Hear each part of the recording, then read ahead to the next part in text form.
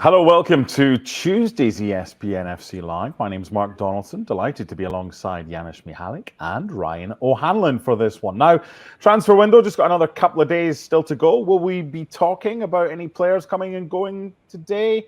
No, we won't be, because we want to talk about a managerial merry-go-round. Ryan's written an article, what next for Jurgen Klopp and for Liverpool. Xavi's leaving Barcelona in the summer. Mikel Arteta was linked there. He said no. And he's hurt. Diddums. Janusz, how are you? I am doing well. How are you? I'm good, thank you. Ryan, how's LA? It's great. I appreciate Klopp making it so I didn't have to try to gin up any kind of content related to the transfer window where nothing is happening. Exactly. You've not had the snowblower out. Janusz and I have had out here on the East Coast. No one cares about that, though. We only care about what's going on in the world of football management. We're going to start the next 10 minutes talking about Liverpool or so. Jurgen Klopp is moving on. He's decided he's had enough, and in the summer, he will leave Liverpool. There's a lot of questions as a result of this, Janusz. Why? Why now? Who's next? I'm going to give you a rare thing. I'm going to give you the choice to start where you want with any question to do with Jurgen Klopp's announcement. Where do you want to go first? In a way, a massive surprise. I think now that I had a few days to think about it, maybe timing is absolutely perfect. This is not something that came overnight. And I'm not talking about just, the fact that he's let the management know in November, but you could sense it, right? There's always a question mark about Jurgen Klopp, how far he wants to go, even though he renewed it. Look, 10 years in such a role, it feels like a lifetime, right? Later we'll talk about Xavi. For him, a year probably felt that way. At Barcelona, so it is a very, very, very long time, especially the way the football is right now. Sir Alex Ferguson was there. He was talking about it, and the pressure is tenfold these days. It seems because you really don't get the time like Sir Alex Ferguson or Arsene Wenger. Jurgen Klopp may be the last of them in a way to survive for such a long time at such a high-profile team. So I think the timing, now that I think about it, was absolutely perfect. He's leaving on his terms, which is important. He's leaving the time in good stead. That's even more important because Sir Alex Ferguson left at the end of the cycle. So that Arsene Wenger, although I think Wenger was maybe a combination of being pushed a little bit, because had you given him a choice, he'd probably still be there. That's just a gut feeling that I have. But so I think the timing is absolutely perfect. All cycles end. Even though it feels badly, the more I think about it, in a way, for me, it's a perfect time for someone to come in and keep the Liverpool 2.0 going, because they have the horses for that. It was told by Jurgen Klopp to the board and his bosses in November. It was kept quiet until January. It gives them plenty of time, Ryan, to seek out a replacement. And for Jurgen Klopp, well, he's still got the chance of potentially winning the quadruple. What's the main crux of the article that you've written for ESPN FC? Because there's so many subplots to this. Yeah, I think the main crux is, Janusz touched on it, like Klopp and Pep, they sort of came into the Premier League right as the Ferguson-Wenger era was ending, and we were all kind of like, we'll never see another Ferguson, we'll never see another Wenger. And then basically we saw the modern versions of that. When you compare Klopp's tenure to the length of an average manager, it's basically the same sort of in-kind length that Wenger and Ferguson had compared to what the average length of managerial tenures were during their era. So I think it's first important to realize that the best coach for Liverpool is Jurgen Klopp, right? Like he just was the perfect coach.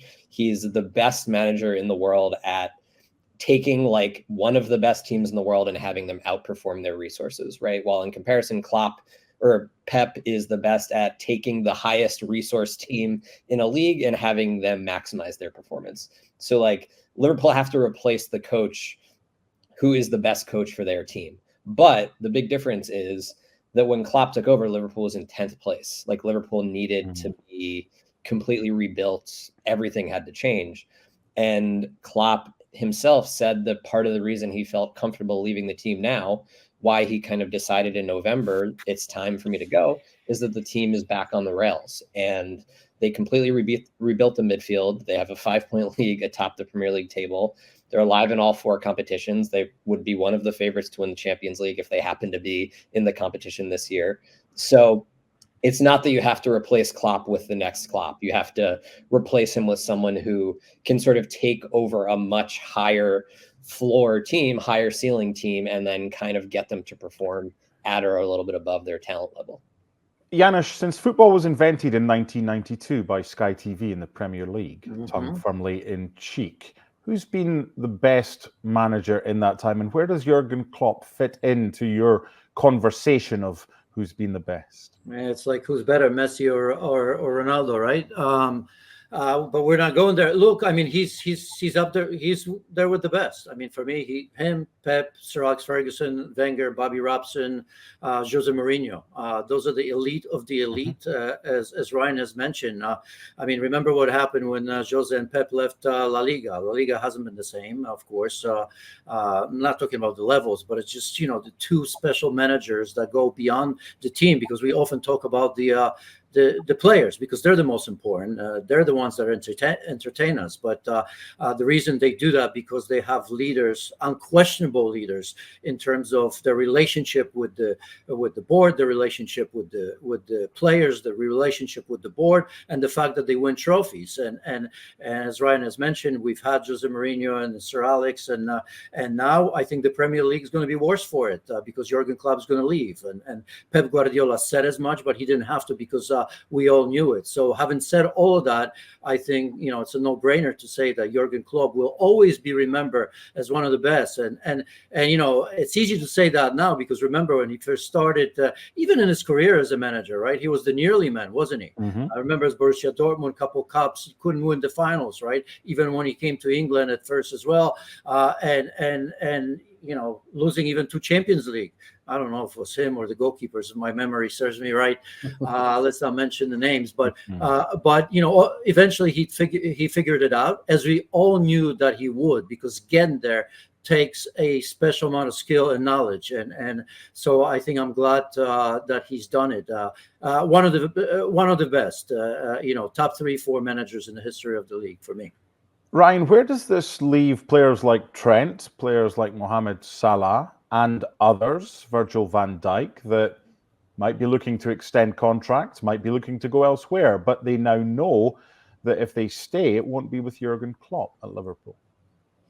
Yeah, I think that's one of the kind of scary parts for Liverpool, right? Is how much, you know, Liverpool, maybe this living in Liverpool for a professional soccer player doesn't have the same pull as living in London, living in Barcelona, living in Madrid, living in Paris, right?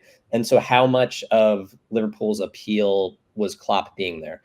I think we often forget that, like, one of the main appeals is like the salaries that you can pay these players, and Liverpool, by all their success, they now make a lot more money and they can pay their players significantly more money. So like that will remain. But yeah, I can't answer that question. I mean, Virgil van Dijk didn't definitely say he would stay, but to me, I think it would be bad negotiating on Virgil's part to say I'm staying before he negotiates his new contract. Salah, it seemed potentially likely that he would leave this summer anyway, after all of the Saudi interest at the end of last summer. Trent, that would shock me if he left. You know, he just feels like he'll be at Liverpool forever. He'll be the captain. If Virgil leaves, especially, Trent will be the captain. So, you know, I think that is kind of maybe the big uncertainty beyond, like, will the new manager be able to get the team to perform? It's like, do you lose some of the appeal that the club had to get players to come to this sort of secondary city in England? This is also an opportunity. A lot of it is going to depend on who the manager is going to be. That's why the timing, I don't think, was necessarily bad. It was never going to be good, but it's obviously what's the project right now when you're talking to at least Van Dijk. I also think this is an opportunity a little bit, and it's not a conspiracy theory, but with Mo Salah, I mean, even when Klopp was there, I think some logical people would say that maybe it is an opportunity to cash in. If it's going to be $200 million for him to go, I mean, this is a great chance to continue to rebuild this team and lay a foundations for years to come, right? But I think, look, with Klopp, it was always going to be difficult, I think, for him to say goodbye. I mean, Liverpool are smart enough to know that, look, we can make it appear as though we're pushing one of our biggest legends in the club. I mean, here is Mo Salah consistently breaking just about every record there is, right? So they're not going to do that. But if Mo Salah would be the one kind of saying, okay, now is the time, maybe, and he come up to the management and quietly say, yeah, I mean, with Jurgen leaving, I'm not getting any younger. This is an incredible opportunity, different for him being Muslim, obviously, than anybody else, and the sort of money that you can't say no to. I think this is an opportunity. So with Mo Salah, I think even a Liverpool fan, if it's done the right way, I'm convinced if it's going to happen, it's going to be done in the right way. This is a chance. This is a great chance. With Van Dijk, look, he's 32, 33. I think if Klopp was there, he'd stay a year or two. But I think, in 2025, you're thinking about moving him on, especially with Kwanzaa, who I tell you in so many different ways plays in like Van Dijk developing. You still got to build on Trent. Well, that's a tough one, right? I mean, he's not going to leave unless the choice of management is such that he's going to say no to. But I think that's going to be key, obviously, before we say anything else. Okay, here's a test for you, Janusz. I've worked for you or with you for nearly 14 years, and the pair of us have shared a lot of words together. But when I say to you, I need one name, I don't need an explanation why. Who's replacing Jurgen Klopp? All I want you to do is give me one name. Can you do it? Xabi Alonso's number one. De Zerbi, very, very close one. You don't want an explanation, but in some ways for me, De Zerbi would have been better, but Xabi Alonso is number one. See what I mean, Ryan? It's impossible. I got two. He just so then he can say, I told you it was one or the other. Right, Ryan, one name. Who's replacing him? Thomas Frank. Oh. Well, wait a second. You don't want to see. That's what I mean. There's your narrative, Mark. It's like I can go on Twitter and say Xabi Alonso, and that's it. We don't have a show. Let's go home. Hey, producer Rob's given us a 12:30 out. We do what we are told. We move on. This is a managerial merry-go-round with plenty time. There's live Wednesday, Friday. We can talk about that all day. We've got midweek action. I wonder. We're on to what you would have said, like if I said Xavi. I've got the Beatles here. My daughter's she doesn't want to hear anything more about that. We've had 10 minutes on that.